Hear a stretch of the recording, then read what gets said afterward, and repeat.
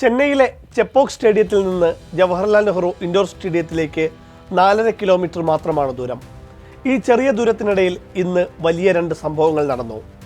ഒന്ന്, ജവഹർലാൽ നെഹ്റു ഇൻഡോർ സ്റ്റേഡിയത്തിൽ ഇളയ ദളപതി വിജയുടെ സത്യപ്രതിജ്ഞ. 59 വർഷങ്ങൾക്ക് ശേഷം ദ്രാവിഡ കക്ഷിയുടെ നേതൃത്വത്തിലല്ലാതെ ഒരു സർക്കാർ തമിഴ്നാട്ടിൽ അധികാരത്തിലേറ്റു. ദൈവനാമത്തിൽ വിജയ് സത്യപ്രതിജ്ഞ ചെയ്തു. വൈകിട്ട് ചെപ്പോക്കിലെ ചിദംബരം സ്റ്റേഡിയത്തിൽ ചെന്നൈ സൂപ്പർ കിങ്സ് IPL-ലെ ഹാട്രിക് ജയം കുറിച്ചു. അതും പല റെക്കോർഡുകളും പൊട്ടിച്ചുകൊണ്ട്. IPL ചരിത്രത്തിൽ 3 തവണ മാത്രമാണ് ചെന്നൈ 200 മുകളിൽ ചേസ് ചെയ്ത് വിജയിച്ചിട്ടുള്ളൂ. 2018-ലാണ് അവസാനമായി 180+ മുകളിലൊരു സ്കോർ അവർ പിന്തുടർന്ന് ജയിച്ചത്. അതിനുശേഷം 13 മത്സരത്തിൽ ചെന്നൈക്ക് മുന്നിൽ 180+ സ്കോർ വിജയലക്ഷ്യം വന്നിട്ടുണ്ട്. 13 തവണയും ചെന്നൈ തോറ്റു. 5 കിരീടത്തിന്റെ പകിട്ടുണ്ടെങ്കിലും ചേസിംഗിലേക്ക് വരുമ്പോൾ ചെന്നൈ കവാത്ത് മറക്കും. ചെപ്പോക്കിൽ ആദ്യം ബാറ്റ് ചെയ്ത ലക്നൗ സൂപ്പർ ജയൻസ് പതിവിന് വിപരീതമായി നന്നായി കളിച്ചു. ജോഷ് ഇംഗ്ലീഷിന്റെ വെടിക്കെട്ടിൽ ലക്നൗ 8 വിക്കറ്റിന് 203 റൺസ് എടുത്തു. വെറും 33 പന്തിൽ 85 റൺസാണ് ഇംഗ്ലീഷ് അടിച്ചുകൂട്ടിയത്.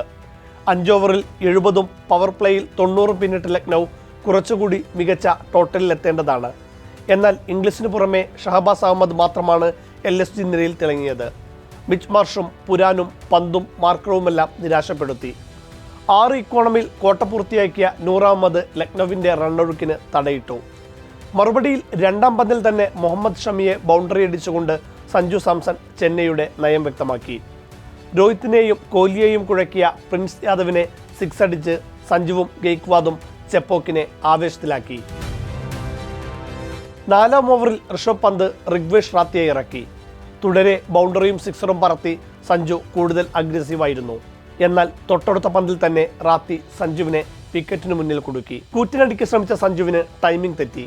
14 പന്തിൽ 28 റൺസുമായി സഞ്ജു നല്ല തുടക്കം നൽകി മടങ്ങി. ലിറ്ററലി ചെപ്പോക്കപ്പോൾ നിശബ്ദമായിരുന്നു. അതുവരെ വൂസേല കണക്ക് ആരവമുണ്ടാക്കിയിരുന്ന വിസിലടികൾക്ക് ശബ്ദമില്ലാതായി. എന്നാൽ പിന്നെ വന്നതൊരു 1.5 മുതലായിരുന്നു. സിംഗിൾ എടുത്തു തുടങ്ങിയ ഉർവിൽ പട്ടേലിന് അടുത്തത് ബാറ്റിൽ കിട്ടിയത് ആവേശ് ഖാനെയായിരുന്നു. തുടരെ 3 6 ഉർവിൽ അടിച്ചത്. ഗെയ്ക്വാദിന്റെ ഒരു 6 ഉൾപ്പെടെ ആ ഓവറിൽ ആവേശ് വഴങ്ങിയത് 25 റൺസ്. സഞ്ജുവിന്റെ വിക്കറ്റ് എടുത്ത പകിട്ടുമായെത്തിയ റാത്തിക്കും കൊടുത്തു ഉർവിൽ കണക്കിന്. 6 6 4 6. ആ ഓവറിലും പിറന്നു 25 റൺസ്. 4 ഓവറിൽ 47-ന് 1 വിക്കറ്റ് എന്ന നിലയിൽ നിന്ന് പവർ പ്ലേ പൂർത്തിയായപ്പോൾ ചെന്നൈ 6 ഓവറിൽ 1 വിക്കറ്റിന് 97 എന്ന നിലയിലെത്തി. പിന്നീടെത്തിയ ഷമിയെയും കടന്നാക്രമിച്ച ഉർവിൽ 7-ാം ഓവറിൽ അർദ്ധ സെഞ്ചുറി നേടി. IPL ചരിത്രത്തിലെ വേഗമേറിയ അർദ്ധ സെഞ്ചുറി എന്ന നേട്ടത്തിനൊപ്പം 13 പന്തിൽ. യശസ്വി ജയ്സ്വാളിന്റെ പേരിനൊപ്പം തന്റെ പേര് കൂടി ചേർത്ത് ഉർവിൽ 50 പൂർത്തിയാക്കിയ ശേഷം പോക്കറ്റിൽ സൂക്ഷിച്ചിരുന്ന കടലാസെടുത്ത് ഉയർത്തി കാണിച്ചു. ദിസ് ഈസ് ഫോർ യു പപ്പ എന്ന് ആ കടലാസ് കഷ്ണത്തിൽ എഴുതിയിരുന്നു. അർദ്ധ സെഞ്ചുറി പിന്നിട്ടിട്ടും അടി നിർത്തിയില്ല ഉർവിൽ. ഒടുക്കം 10-ാം ഓവറിൽ ഷഹബാസിന് മുന്നിൽ വീണു. ഡീപ്പ് എക്സ്ട്രാ കവറിൽ ആവേശ് ഖാന്റെ കയ്യിലെത്തുമ്പോൾ ഉർവിലിന്റെ സ്കോർ 23 പന്തിൽ 65 runs, 2 boundary, 8 sixer. Strike rate 282.6. Chennai അപ്പോൾ 126 എന്ന സുരക്ഷിത ടോട്ടലിലെത്തിയിരുന്നു. റണ്ണേബോൾ സിറ്റുവേഷൻ മതിയായിരുന്നു പിന്നെ. എന്നാൽ LSG ശരിക്കും ചെന്നൈയെ പിന്നീട് വരിഞ്ഞു മുറുക്കി. ഷമിയും പ്രിൻസും റാത്തിയും മിഡിൽ ഓവർ നന്നായി എറിഞ്ഞു. ക്യാപ്റ്റൻ ഗെയ്ക്വാദ് വ്യക്തിഗത സ്കോർ 42-ൽ മടങ്ങിയതോടെ ചെന്നൈ സമ്മർദ്ദത്തിലായി. കാർത്തിക് ശർമ്മയും ബ്രവിസും കുറേ പന്ത് വിഴുങ്ങി. കോടികളുടെ സമ്മർദ്ദം പ്രശാന്ത് വീർ അല്പമെങ്കിലും അടിച്ചകറ്റി.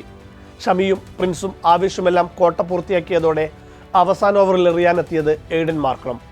ആദ്യ 2 പന്ത് വൈഡ്, അടുത്ത 2 പന്ത് ദുബൈയുടെ വക 6.